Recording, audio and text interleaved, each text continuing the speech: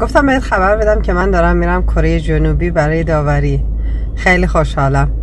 صدا اجازه بگیری؟ نه مرخصی نگرفتم چون احتیاجی به مرخصی ندارم. من توی این بیزینس آنلاین رئیس خودم. بیزینس آنلاین انجام میدی؟ کارت هم با خودت میبری، یعنی با موبایل و لپتاپ داشته باشی میتونی کارت انجام بدی. من خیلی سردرگمم.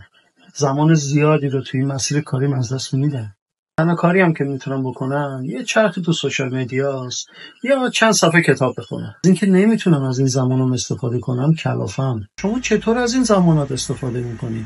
مسیر کاری شما تازه طولانی‌تر از مسیر کاری منه.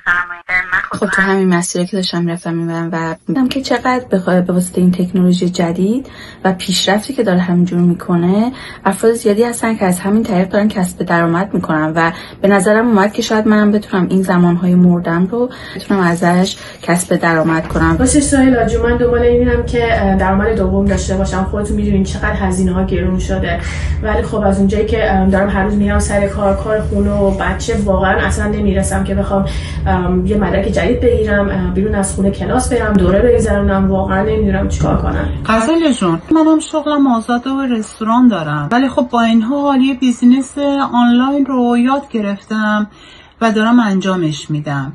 مطمئنم که شما میتونی انجامش بدی. نیاز به تجربه قبلی و بک‌گراند تحصیلی خاصی هم نداره. میتونی راحت از خونه و کنار خانوادت انجامش بدی. طرز کارش هم به صورت آنلاینه. از 0 تا 100 رو بهت آموزش میدن. این روزا همه از کسب و کار آنلاین حرف میزنن، ولی من به جاشون استرس میگیرم. میدونی چرا؟ چون نه زبانم خیلی خوبه، نه دوست دارم چهرم جلو دوربین بیاد و نه اصلا فروشنده خوبیم. میفهمم چی میگی علی.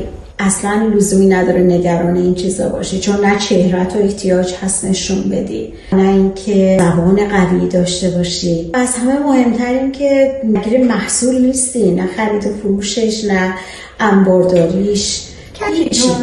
شما که اینجا این چند سال کار کردیم، بازنشسته شدیم، ممکنه یه ذره به من در مورد حقوق بازنشستگی خارج از ایران توضیح بدید؟